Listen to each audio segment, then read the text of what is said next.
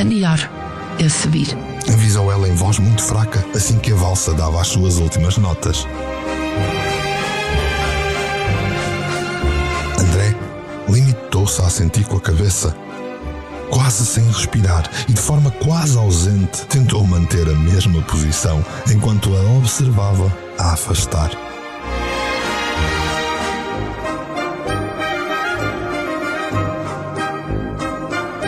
Fora um leve toque de mãos. Foi tudo quanto bastou.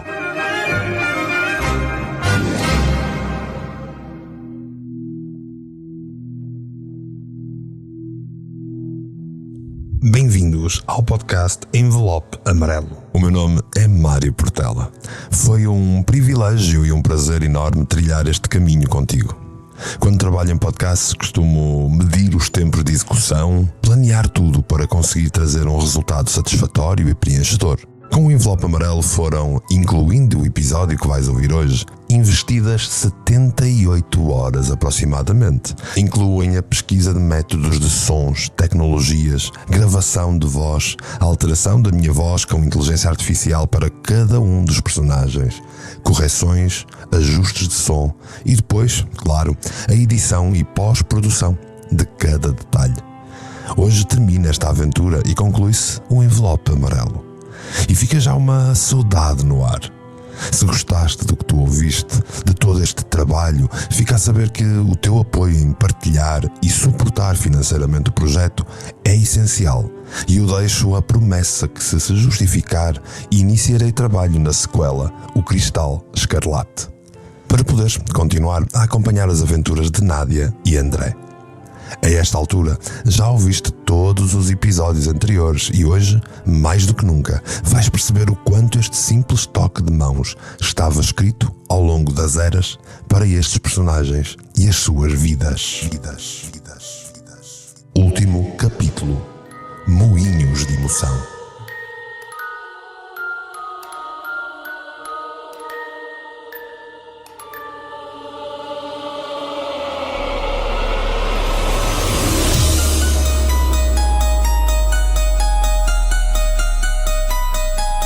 Mário Portela apresenta a versão podcast narrativa de Envelope Amarelo.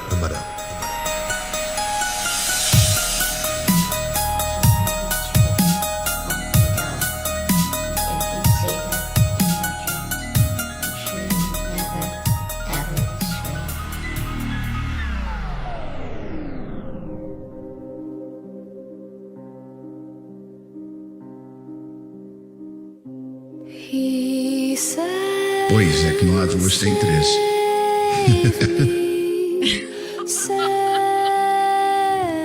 Morrias comigo, André. Morro contigo, aqui e agora. Voltamos à idade? Ou Não. Hoje não. ama-te, Nádia? Também te amo. Muito. Sabes, afinal não morri contigo. Nasci. E eu nasci contigo também, meu amor.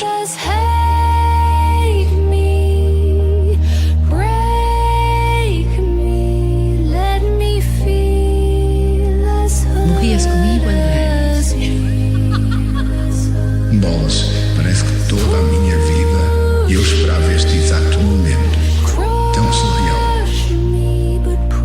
Seu entre nós não passou disso. Foi bom, mas não pode acontecer mais. E preferia que esquecêssemos tudo.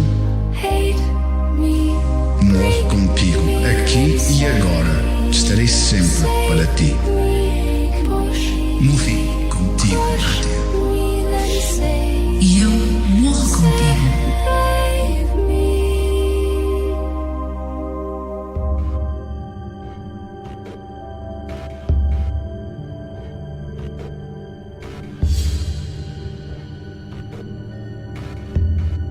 Nádia não percebia como tudo tinha chegado àquele ponto. Naquele momento, nem sabia quanto tempo tinha estado inconsciente, nem como tinha ficado inconsciente. E, entretanto, como se fosse possível aumentar a surrealidade de toda a situação que a trouxe ao momento em que se encontrava, Nádia estava atônita, à medida que abria os olhos, capaz de se achar no pior dos seus pesadelos. Nunca, de forma alguma, ela poderia imaginar que as coisas escalariam tão rápido e de forma tão insana.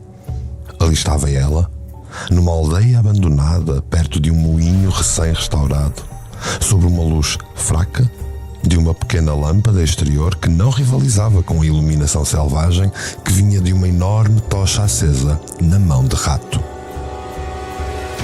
Quando chegaram ao moinho, Nádia fora abordada rapidamente pelo empregado carrasco que lhe colocou um pano na boca. Depois disso, ela nada mais viu, nada mais sentiu, perdendo os sentidos. Agora que os olhos se habituavam à luz e recuperavam os sentidos gradualmente, o pesadelo tinha piorado. E o nível de insanidade tinha sido completamente suplantado. Sentiu-se apertada, imóvel à força, e quanto mais se mexia, mais notava que todo o seu corpo estava envolvido numa forte película aderente ou fita gomada que ia desde o pescoço até aos pés. Estava completamente envolta em filme plástico e presa a qualquer coisa. Sentia ainda cordas. As cordas apertavam violentamente os seus pulsos, um contra o outro, atrás das costas presas, e latejavam, doíam e faziam arder os músculos todos, desde as mãos até aos bíceps retorcidos. Esforçou-se por perceber como estava imóvel na vertical. Olhou para baixo, olhou para os lados, percebeu que estava amarrada e depois envolvida na fita à pá inferior de um moinho. Apercebeu-se que por mais que se esforçasse, só conseguia mexer a cabeça. Contudo, o horror aumentava a cada segundo. Estavam todos a olhar para ela lá embaixo. E se por um lado os 3 bandidos mantinham expressões muito confusas, por outro, havia um incomodativo sorriso mefistofélico na cara do Visconde. As suas sobrancelhas arqueavam sobre os olhos como se o prazer daquela cena fosse extremo. E o sorriso maléfico revelava os dentes de uma forma quase monstruosa. Salientava-lhe o queixo que tornava a barbicha grisalha proeminente. O Visconde ria.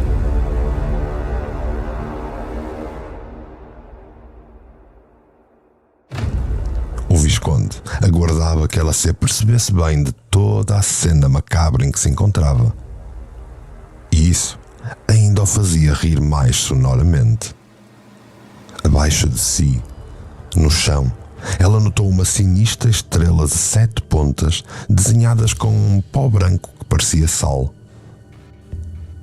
Ao centro da estrela, por baixo dos pés dela, estava um pequeno cubo negro, como uma caixa de madeira pintada de preto, e em cada uma das pontas da estrela, 3 pequenas velas douradas estavam acesas. Era um cenário tirado de livros de terror, era um cenário macabro, era um cenário surreal. Já acordada, minha querida? Santiago notou pela expressão de horror dela que finalmente percebera a situação em que estava. Viemos ao teu sacrifício. Feliz?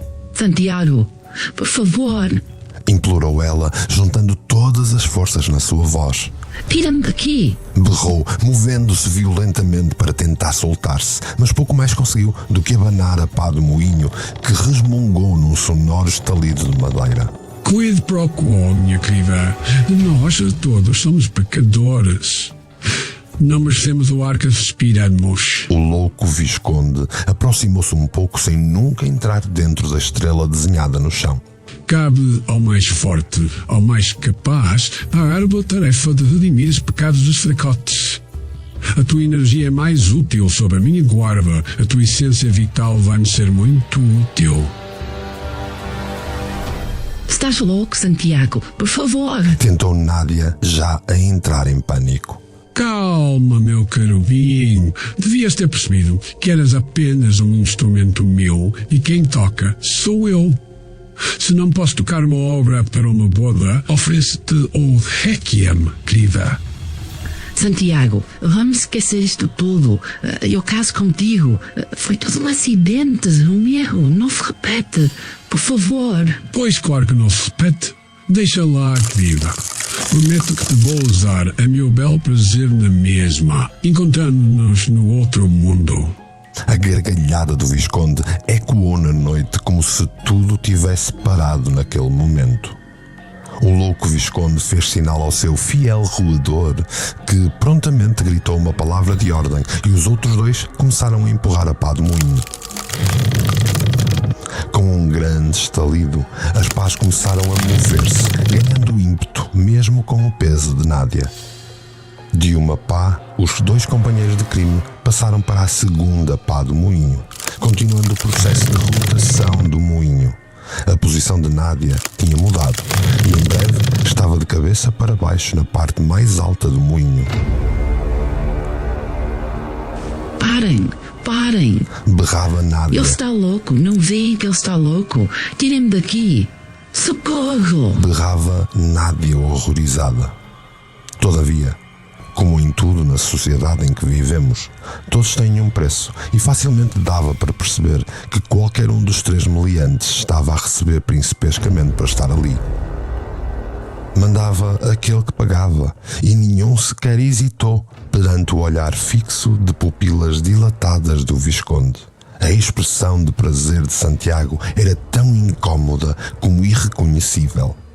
Num súbito sorriso, dir-se-ia possuído por um ser maligno ao ordenar a sentença final. Usem os vidões. Ordenou o Visconde quando viu que Nádia estava inerme e perfeitamente na vertical, acima da estrela desenhada no chão. Um septagrama. Depressa. Os homens obedeceram e rapidamente pegaram cada um num bidão de gasolina e começaram a espalhar nas paredes do moinho.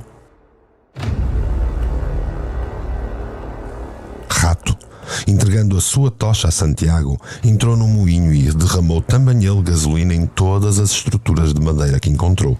Entretanto, Santiago ajoelhava-se ante o septagrama desenhado no chão e, fechando os olhos, parecia querer concentrar-se num sinistro e macabro ritual.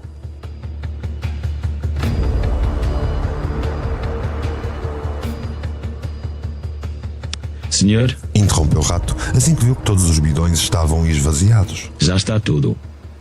Pronto como queria. Ide, desamparem-me a loja. Eu demoro um pouco e depois encontro-me convosco junto ao carro. Ordenou o louco, sem sequer abrir os olhos. Os três, lentamente, começaram a descer a ruela de volta às casas de onde tinham partido, enquanto, prostrado de joelhos, Santiago iniciava uma espécie de cântico. A sério? Mas cá grande a cena ali vai. Exclamou Jota, olhando para o moinho. O velho é completamente avariado de cornas. Cala-te. É a má avaria que é dele, mas é ele que paga as contas ao animal. Justificou o Rato. Agora é arrumar a casa, pôr material no canjo e preparar para dar de froscos. Se me vejo longe daqui, digo que é mentira. Concluiu Tony.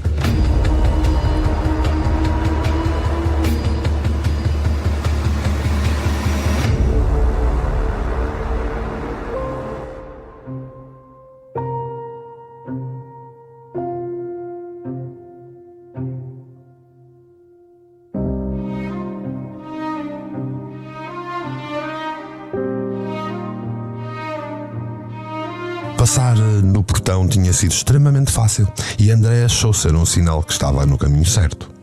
O resto da viagem foi-lhe mais difícil porque a ausência de luzes na estrada obrigou-o várias vezes a acender os máximos da viatura. Isto para conseguir manter uma condução rápida, mas segura.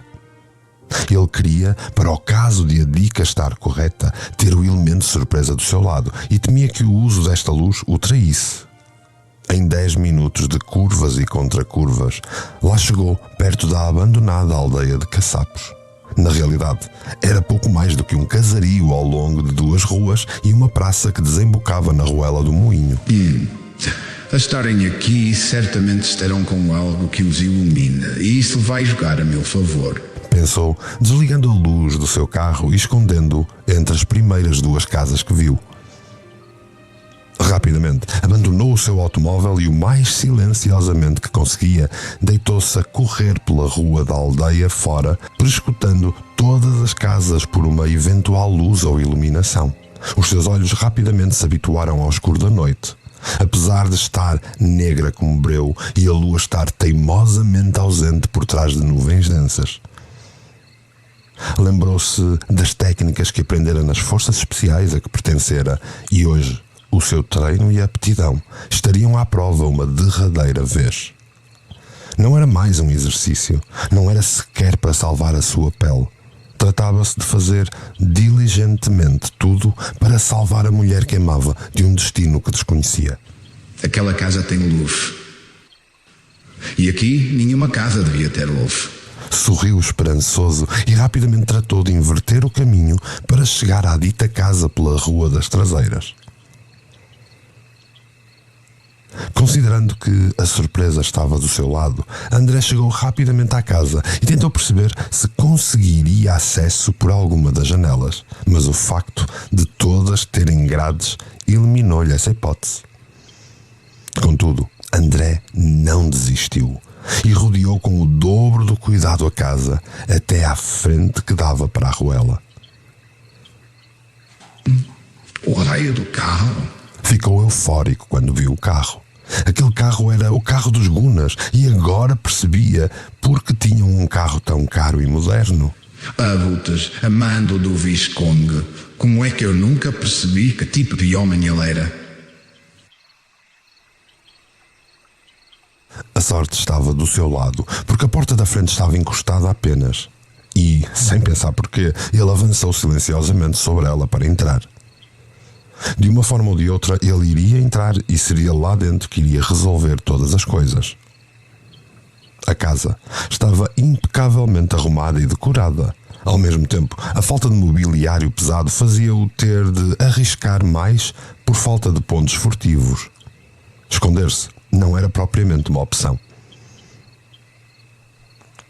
Parou uns segundos, tentando ouvir algum som, mas foi em vão e dizia que a casa estava vazia. Entrando na sala maior, pôde ver alguma desarrumação, ferramentas espalhadas em cima de uma mesa e 2 grandes rolos de filme plástico largo que estavam no chão. Mas a sala estava vazia. Furtivamente trepou as escadas como se fosse um gato preto aziago. Na verdade, esperava que alguém se cruzasse no seu caminho e por isso ia preparado para tudo. De uma sala, no corredor ao cimo das escadas, saía uma luz e a porta, como todas até aqui, estava aberta. E ele espreitou. Vazia. Ela está aqui. Estava decidido. E o Visconde também. Tinha vislumbrado a um canto o casaco de Nádia e perto o telemóvel inconfundível da alemã. E ele sabia que quem tinha o minúsculo telemóvel dourado de Nádia era o Visconde. Mas onde estão todos? Perguntava-se enquanto agarrava o telemóvel da alemã e o guardava no bolso das calças. Quando se chegou à janela para tentar perceber o paradeiro de todos, vislumbrou 3 vultos que se aproximavam da casa. E ele reconheceu-os. E não conseguiu evitar um certo ódio a trespassar-lhe a mente. Rapidamente, dirigiu-se de volta ao corredor para traçar um plano de ação, escondendo-se no topo da escadaria.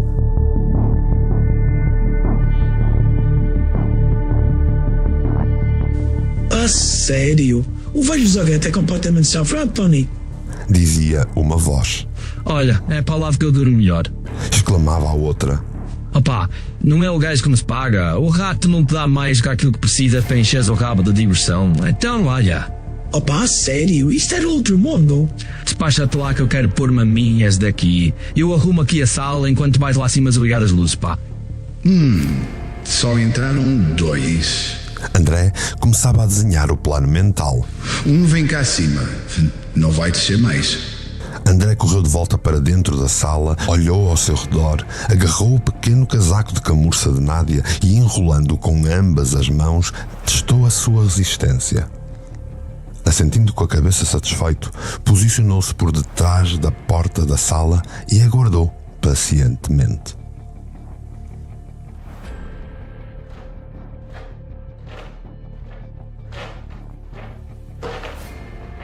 Quem subia era Jota, o biltre que carregava já uma marca na cara feita pelo contabilista. Despreocupado, entrou-se lá dentro e, completamente sem tempo para ripostar ou soltar um único som, sentiu algo a tapar-lhe a cara, a apertar-se-lhe o pescoço. Confuso, ficou sem ação e André rapidamente tratou de apertar violentamente o casaco à volta do pescoço, tirando-lhe o fôlego e a capacidade de pedir ajuda. Com força, com determinação e o amor a movê-lo, André forçou-o a dobrar-se para trás e, sem parar de apertar o laço que fizera com o casaco, esperou que Jota deixasse de se contorcer ou de combater contra a asfixia. Convulsionou-se, saltava e espasmava, até que ficou inerte, sem ar, sem sentidos, lívido. 1 abaixo, 2 para cair. Contou o contabilista. Ó Jota, Chamou a voz do companheiro no andar de baixo. anda lá, merda. André endireitou-se e tentou desenhar o próximo passo, dividir para conquistar. De novo um olhar em seu redor revelou-lhe uma ideia ao ver um jarrão na ponta da sala. Puxou o esquálido homem deitado no chão mais para o centro da sala e chutou o jarrão contra a parede. Que se passa aí em cima, pá? Perguntou Tony, ouvindo algo a partir-se e pousando as ferramentas que tinha na mão para subir as escadas e averiguar rapidamente. Que merda, pá, isso sempre o mesmo. És tu que vais pagar o que partiste, ouviste? Ia ser demasiado fácil usar exatamente a mesma técnica com um segundo bandido, mas André tinha poucas opções.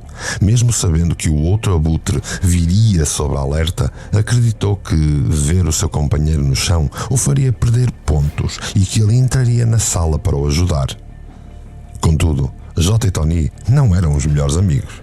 E Tony, que subiu as escadas 2 a 2, parou especado no corredor, mal viu Jota estendido no chão. Não tinha corrido como planeado e o ex-militar, o nosso contabilista, tinha de reagir rapidamente ou perderia o segundo round deste combate. Tony ficou um par de segundos a ponderar o que havia de fazer, mas mais valia seguro do que arrependido e desatou a correr escadas abaixo. A agilidade felina de André foi uma mais-valia porque a sua corrida espaçada atrás do bandido fez com que o agarrasse imediatamente antes deste conseguir sequer descer o primeiro degrau. Tony era mais forte e resistente que o anterior e André viu-se a medir forças num abraço que não adivinhava nada de bom. Conseguindo soltar um braço, Tony tentou agarrar a cara do atacante, de forma a espetar os dedos nos olhos e ganhar um ponto de combate. Porém, André já antevia aquele movimento e baixou a cabeça ao encontro do peito do bandido. Logo de seguida, e sem dar tempo de recuperação, levantou a cabeça brutalmente, embatendo contra o queixo de Tony, que com força sentiu-se arquear de dores quando os maxilares embateram um contra o outro. Agarrados selvaticamente e com a força deste último embate, ambos caíram em rolo pelas escadas abaixo. Uma queda sem rede, uma queda sem preparação e que certamente iria ser um golpe duro na parelha que lutava. Para gáudio de Tony, que sorriu apesar das dores da queda e de uma clara luxação no maxilar, caíra por cima de André e iria aproveitar a sua vantagem. O bandido agarrou com força a cabeça do ex-militar e bateu com ela no chão. Depois, percebendo que estava a vencer, decidiu repetir a proeza. Mas abriu a guarda e no exato momento em que bateu a segunda vez com a cabeça de André no chão, uma dor intensa e insuportável subiu-lhe das virilhas, tremelicando-lhe o corpo em espasmos. Se havia algo que André sabia perfeitamente, era como dominar e eliminar um inimigo através dos vários pontos fracos disponíveis. A inação e completa descoordenação do bandido, que penava com a sensação de que os seus testículos se tinham esborrachado de vez, permitiu uma nova vantagem a André, que habilmente o empurrou, trepando para as suas costas E sem sequer pensar muito nas consequências, André quase rosnou quando aplicou uma manobra de Nelson ao seu opositor. Colocou um braço na nuca e puxou com a outra mão a cabeça para trás. No primeiro estalido ósseo, ambas as mãos estavam já a efetuar uma letal rotação do pescoço para a direita. E Tony caiu sem vida. André, ainda tonto, fez tudo para se recompor. Respirou fundo enquanto a mão direita massajava o seu ombro que lhe doía, provavelmente fruto da queda. E fica a faltar André não quis perder mais tempo com recuperações. Com o fôlego recuperado apenas e o corpo inundado de adrenalina, dirigiu-se velozmente para a porta de entrada daquela maldita casa, procurando estudar a posição exata de Rato, o marginal que faltava tombar. Encostado ao automóvel moderno e negro, o cabecilha do trio estava maravilhado a olhar para o moinho enquanto fumava um cigarro. Um clarão fantasmagórico ganhava forma à distância enquanto as chamas começavam a envolver o moinho e o fumo negro a espelhar a magnitude crescente do incêndio.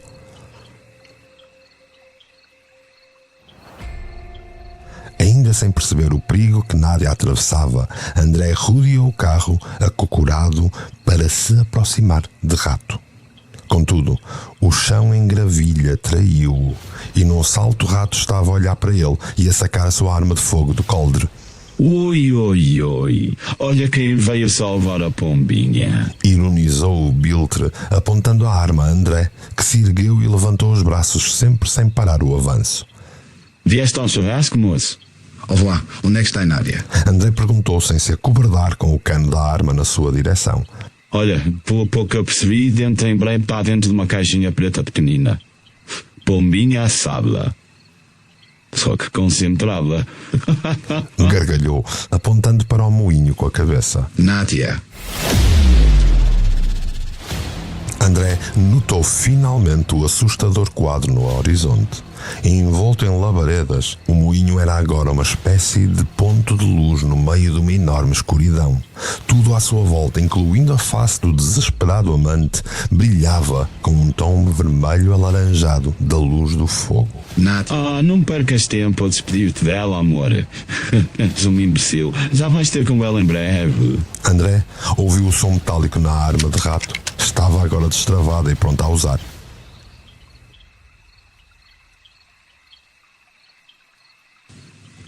Morro contigo, agora e sempre. Ninguém nos vai separar. Nunca. Pensou, cerrando os punhos e saltando agilmente sobre Rato, indiferente ao resultado de um possível disparo. Um abraço. Um estampido seco e sem eco. Uma dor pungente. Uma sensação quente e úmida. Um cheiro metálico acre no ar. O vermelho do sangue. 2 homens caídos e inertes por 2 segundos. Que foste fazer palerma? Rato começou a rir-se. Dói, não? André abriu os olhos e olhou a sua mão direita encharcada em sangue. Sentou-se enquanto o Rato continuava a reganhar a boca de riso sonoro. És uma caixinha de surpresas. O bandido tossia engasgado de tanto rir. Ganhaste. Rato bolsou e uma golfada de sangue saltou-lhe da sua boca, pintando-a de vermelho. O tiro, na confusão do engalfinhamento dos dois, tinha saído contra o corpo do patife. A bala perfurara o esófago e lesionara os grandes vasos sanguíneos torácicos. Era um rato moribundo, sem hipóteses de salvação.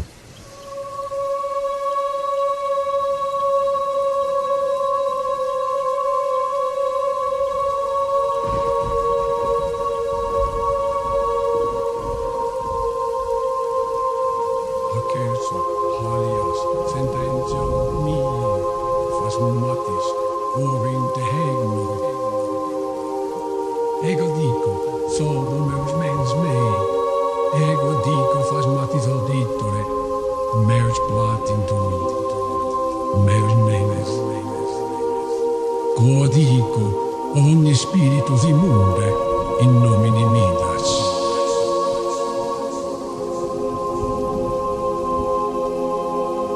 Kerso, Halias, Sentenjal, Mi, Fas Matis, Ovin de Hegno. Ego dico, sobo meus mens mei. Ego dico, fas matis auditore. Meus platintum, meus memes. Clodico, ogni spiritus immunde, in nomine Midas. Ante ele, uma ode ao fogo e à morte.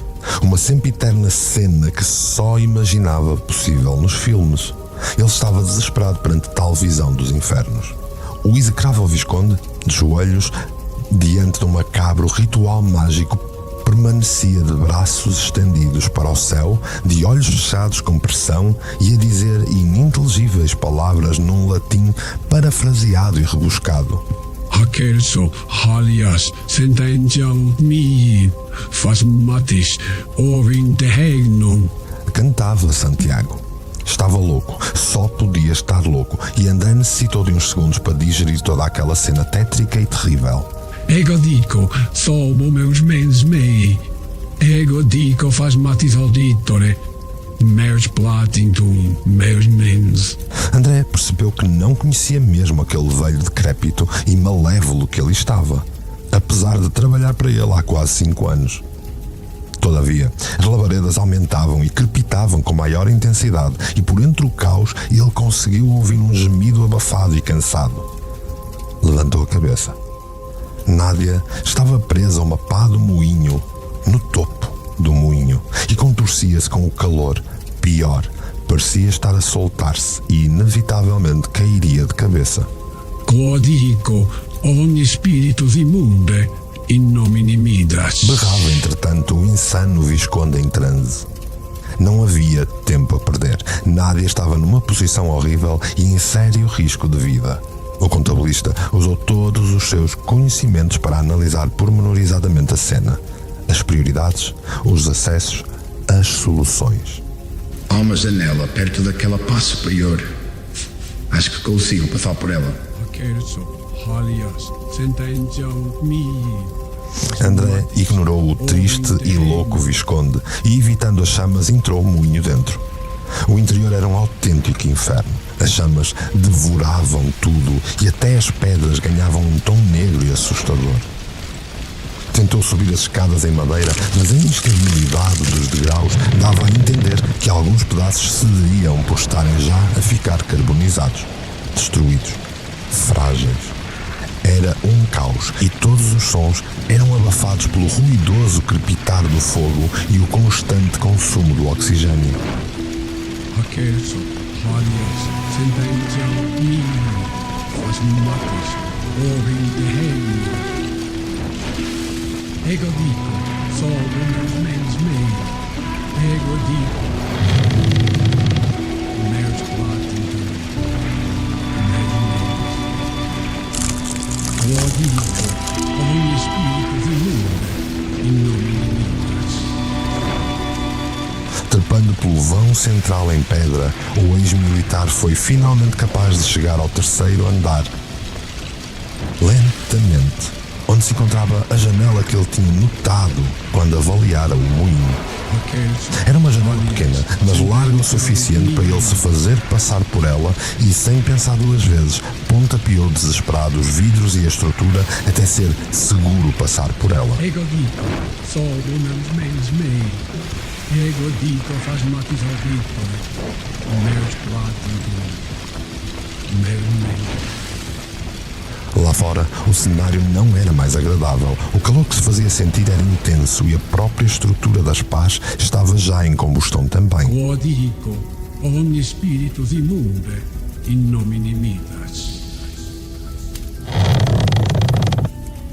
Pôs-se de fora por completo e tentou agarrar a pá de moinho. Porém, a distância ia exigir que se esticasse mais, que se esticasse perigosamente. E agora não era só Nádia que estava em perigo de vida. Também ele se iria expor.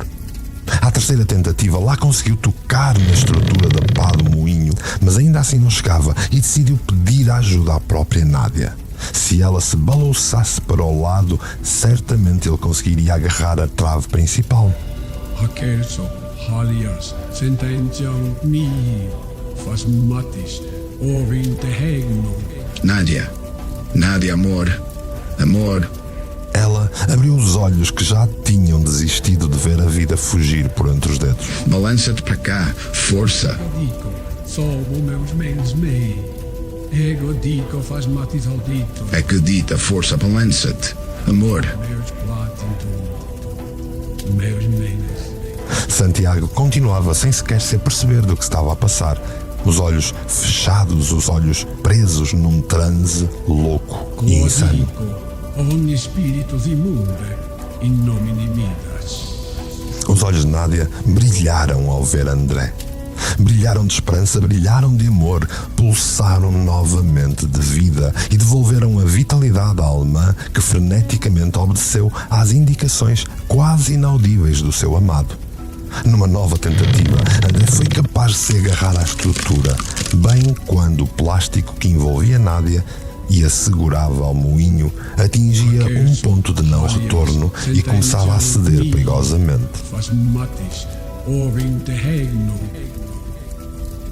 André segurou-se vigorosamente à pá com o braço esquerdo e com as pernas, tentando segurar o corpo de Nádia ao abraçar a estrutura. Por entre a pá do moinho, André segurava a Nádia com os braços e segurava-se a ele próprio à pá com as pernas. As pás do moinho rangiam e davam estalidos por lhe terem um novo peso adicionado.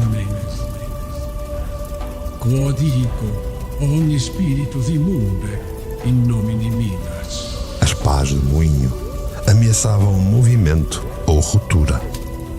Ele olhou para trás, não havia forma de voltarem ao moinho. Hakerso, Halias, Sentenzial mihi, faz matis, ovinte regno. Nádia, agacha-te a mim com as pernas. Isso. Instruiu ele, oferecendo o seu pescoço como laço para as pernas dela. Vou libertar-te agora. Prepara-te. Segura-te bem, amor. Segura-te bem. Cada movimento era mais perigoso que o outro. Primeiro, tentando remover o excesso de filme plástico que a envolvia, para depois conseguir, com a mão, desatar a corda dos pulsos dela. As pás do moinho lamoreavam-se a cada movimento e cediam ao peso e ao poder do fogo. Todavia, a custo, ambos conseguiram recuperar o equilíbrio e se recuavam um passo para a libertação, avançavam dois. Meus platintum, meus menes. Quodico, ogni spiritus immunde, in nomine Midas. Santiago acordou do seu transe. As pás do moinho estavam a mover-se e era suposto que não o fizessem para que ela caísse na estrela demoníaca. Não conseguia perceber o que é que se passava devido ao fumo denso e negro, mas as pás do moinho estavam claramente a mover-se e conseguia distinguir claramente duas figuras a balouçarem-se lá em cima. As pás começavam a rodar. Golzaio. Força, amor. Agarra-te bem. Força todo o peso para lá. Estavam já os dois agarrados soltos e em posição funcional. Agora para cá. Força. Temos que fazer descer a pá do moinho e descer com ela. Força. Concentra-te, amor. Tu consegues. Parem, adoro mais um raio. Não podem fazer isso, parem. Berrava o Visconde, enquanto procurava no seu casaco a sua arma. Força, Nádia. Isso. Vamos conseguir, acredita. Força. Só mais uma vez. Incentivava André ao sentir que a rotação iniciava e uma vez que saísse da posição seria só deixarem-se descer e saírem em segurança no momento certo. Santiago já não era um fragão de Mendonça. Santiago era um lunático com ira nos olhos, fel na mente e uma espuma que lhe saía da boca com a raiva que estava enquanto gritava impropérios. Morre, filho de uma canela consigo. Santiago berrou enquanto apontava a arma ao casal que estava a pouco mais de 1 metro de chegar ao chão. Disparou. Disparou outra vez. E uma terceira vez. André olhou Nádia. Os seus olhos pediam-lhe perdão. E o reflexo das labaredas nas suas pupilas parecia esmorecer. André largou a estrutura e caiu aquele último metro. deixando-a só no carrossel do inferno. A bala tinha encontrado o seu corpo e ele perdera a força ao sentir a fonte de sangue que se abrira nele. Nádia gritou pelo seu amor ao vê-lo largar a pá e a cair ao chão desgovernado. Pareceu-lhe que aqueles segundos levaram uma eternidade. Conseguiu ver os olhos azuis da pessoa que mais amava a perderem luz. Depois a sua mente pregou-lhe uma partida e de repente já nem parecia que estava ali.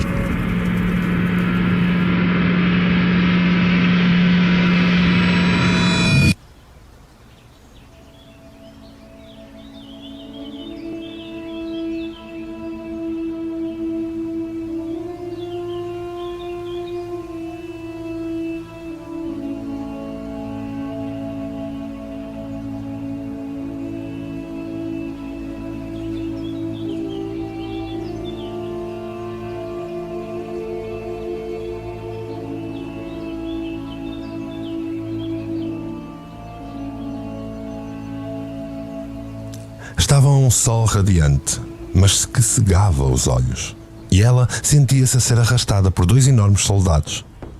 Gritava muito. Queria voltar para trás, mas era tarde demais. Ele estava ali preso à árvore, cabeça caída e o corpo sem vida. Ao lado, aquele homem odioso, magro, lambia a lâmina da espada que acabara de trespassar o homem da sua vida. Ouve-me bem, que todos os poderes da natureza me ouçam também. Gritou, ensandecida a mulher. Não vou descansar enquanto não vingar este dia. Ouviste? Ouviste? Que não tenhas mais descanso em toda a tua vida, que isto se prolongue para qualquer outra vida que venhas a ter, porque eu vou estar lá, eu vou perseguir-te, eu vou estar lá. Nem o tempo me vai fazer esquecer, e todos os teus vou provar a minha raiva. Ouve-me bem. Calai-de-vos, bruxa. Impedem-na viva no meu castelo. Respondeu o homem da cicatriz. Cala-te, bruxa.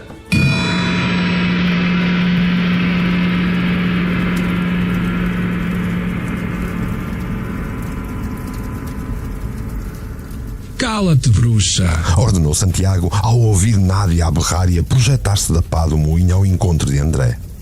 O Visconde gargalhou e depois aproximou-se dela lentamente. Nádia só queria estar certa que André estava bem. Ela precisava que ele estivesse bem e, confusa, pela sua cabeça só passava uma frase intermitentemente. Outra vez não. Foge, Nádia, foge. Saiu uma voz trêmula e fraca da boca de André. Naquele momento, Nádia chorou. Chorou de raiva, chorou de ódio, mas chorou de esperança. Sentia o assassino a menos de um passo atrás dela. Fechou a boca, rilhou os dentes, cerrou os punhos e olhou André nos olhos. Isto ainda não acabou. Foge. Tentou André de novo, tentando recuperar as suas forças, apesar de sentir que o seu ombro se esvaía em sangue e lhe oferecia uma excruciante dor. Dentro dela, uma força renovada, uma vontade de sobrevivência atroz, começava a fervilhar e formava uma couraça mental, como se ela fosse muito mais do que apenas Nádia von Strauss. Nem queria perceber que raio de visão estranha tinha sido aquela. Nem havia tempo para isso. Mas aquela dor, ela não ia sentir de novo. Ela não ia perdê-lo outra vez. Recusava-se a deixar morrer o homem que amava às mãos do homem que odiava. Ela podia ouvi-lo rir bem atrás dela. Perto do flanco direito de André estava uma pedra, uma grande pedra da calçada. Ela sentiu a sua mão direita agarrar a pedra com força e apertá-la. Sentiu que a pedra era uma extensão de si mesma e deixou que se libertasse toda a sua raiva, toda a sua força, toda a sua confusão mental, todo o seu amor por André.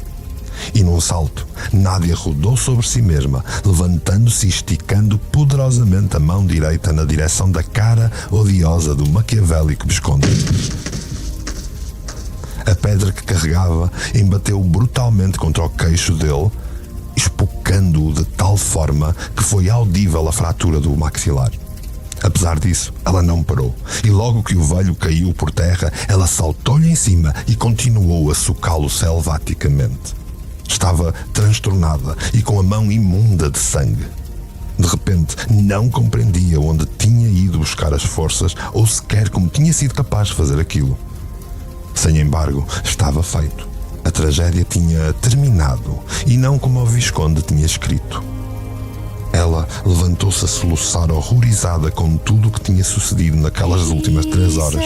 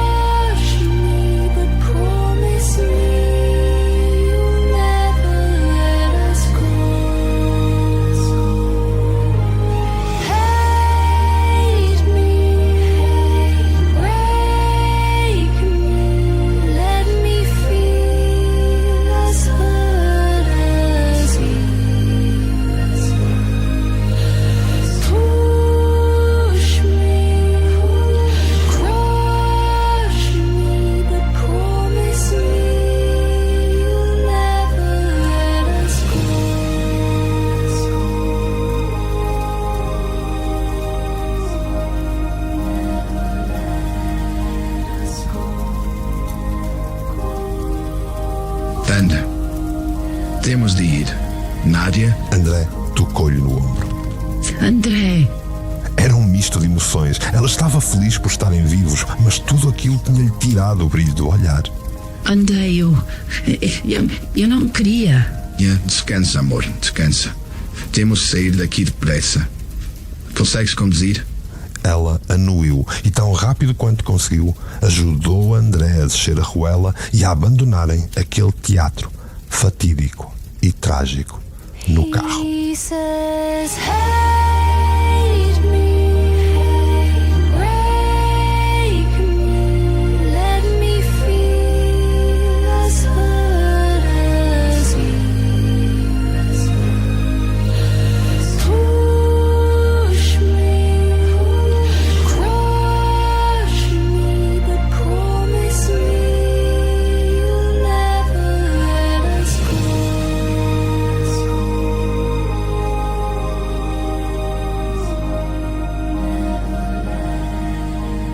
Estavam já a passar o grande portão que limitava a fronteira da herdade dos 3 coelhos. Nádia estava a conduzir numa espécie de transe pensativo, enquanto André tentava estancar a hemorragia com o casaco rasgado da alemã. Ele tinha de morrer. Tinha de morrer. Tentava convencer-se Nádia. Ele tinha o mau bipinrope amarelo. E o meu pai? Nádia? Pega, amor. André interrompeu-lhe os pensamentos. Isto pertence-te. André segurava o maldito envelope amarelo e estava a devolver-lhe. Um pesadelo tinha acabado e o nervosismo foi tal que ela se viu obrigada a encostar o carro à berma, travando lentamente até o imobilizar. André, eu... Não digas nada, Nádia. Ele sorriu-lhe verdadeiramente. Não quero explicações. A única coisa que eu quero é estar longe daqui contigo o mais depressa possível. Ela sorriu e, agradecida, pegou no envelope. E para onde vamos? Continua a conduzir. Eu sei o sítio, confia. Amo-te tanto, meu amor. Nádia precisava deste momento. Ambos precisavam deste momento. Se o mundo parou ou não, pouco importava. Mas o beijo foi longo e apaixonado, como se fosse o primeiro beijo do resto das suas vidas. Desta vez, ambos sabiam com certeza absoluta que não ia ser o último. Ias morrendo por mim, André. E não, amor. Eu morria contigo, tal como te prometi. You're so to me.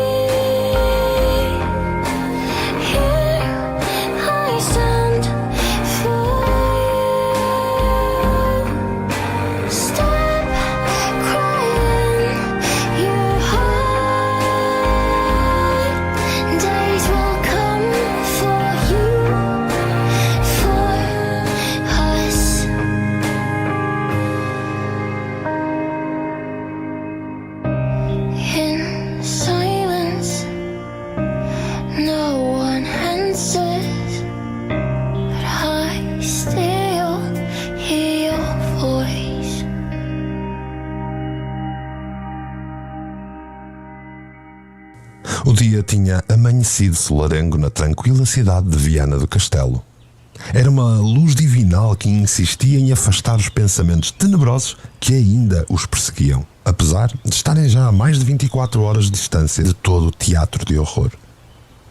Sentado numa confortável poltrona do quarto, André descansava e esperava que os analgésicos funcionassem melhor desta vez.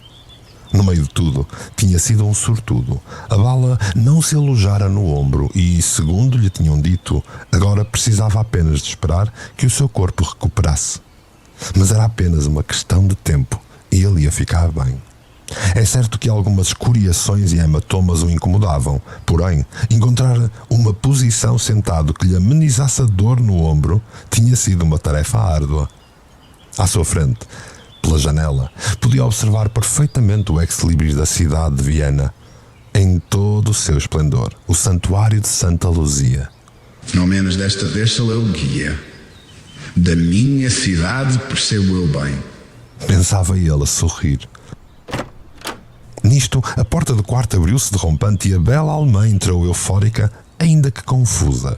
Tens de ver isto, amor.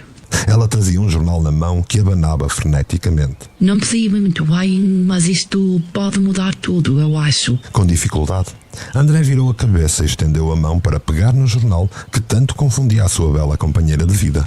Então, eu estava lá embaixo no lobby com o meu pai e... Continuou ela. ficamos sem saber muito bem onde é que isto tudo nos deixa. O que é que se passa? André lia com um esgar de dor pelo movimento que fez, mas simultaneamente espantado com toda aquela notícia. Tragédia macabra em Sintra. O multimilionário Santiago Fregão de Mendonça Foi encontrado sem vida, amarrado a um moinho carbonizado na sua propriedade. Este brilhante empresário, que tanto trouxe à comunidade sintrense, foi vítima de um macabro ritual que, ao que tudo indica, lhe tirou a vida após horas de tortura e rituais satânicos. No local do crime, de acordo com os relatórios policiais, não se encontrou mais nenhuma pista ou indicação que se ajude a resolver neste mistério, o que vem a aumentar a aura de misticismo que rodeia toda a herdade dos Três Coelhos e Sintra em geral. O porta-voz da equipa de investigação adiantou que todos os esforços estão a ser tomados para encontrar os culpados de tamanha atrocidade e que 3 suspeitos são apontados por práticas satânicas e possível envolvimento.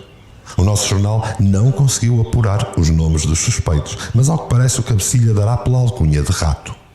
A Polícia Judiciária assegura que não existe perigo para a comunidade, já que os suspeitos foram identificados a entrar em território francês pela fronteira dos Pirineus, na província de Huesca, e se encontram já sob custódia das autoridades. Agora, toda a fortuna, propriedades e empresas estão nas mãos do único herdeiro e filho do falecido Rafael Henrique Fernão e Fregão de Mendonça. O corpo do benemérito local estará em câmara ardente pública a partir de amanhã pelas 11 horas. A notícia continuava com os detalhes do serviço fúnebre e então André parou a olhar para Nádia. O que achas disto tudo, amor? Perguntou ela preocupada. Na verdade não sei, mas sei de alguém que nos poderá dizer mais sobre tudo isto. Au! Desliga-me o telemóvel, por favor. Está tudo demasiado confuso para eu entender o que se passa. Quer dizer, eu deixei pelo menos 2 mafiosos mortos. Nádia fez o que o queixoso André lhe pediu e depois prontificou-se a arranjar-lhe os travesseiros que lhe asseguravam algum conforto. André marcou um número. Ele sabia-o de cor. E então esperou que alguém atendesse. Sim. Seria possível falar com Archibald? Perguntou. Como que Archibald? O mordo mora David Adams, minha senhora. Fala André Lopes e preciso falar com ele urgentemente. A sua expressão ia ficando mais confusa. Oh, minha senhora, deve haver aqui uma confusão. André ficou com uma expressão ainda mais confusa, ainda mais atônito, e entreolhou Nádia.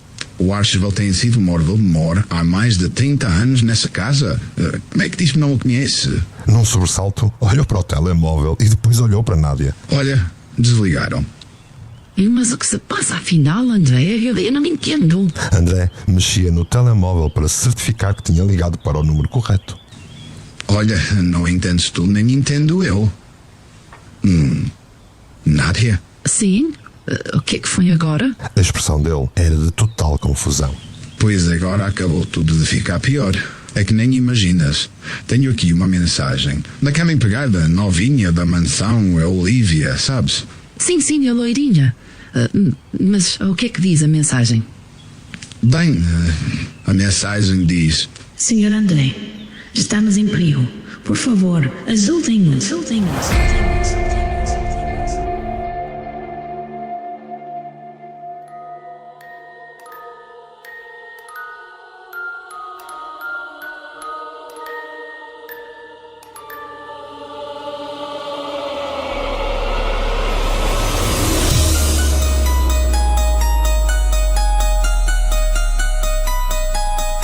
Mário Portela apresenta a versão podcast narrativa de Envelope Amarelo.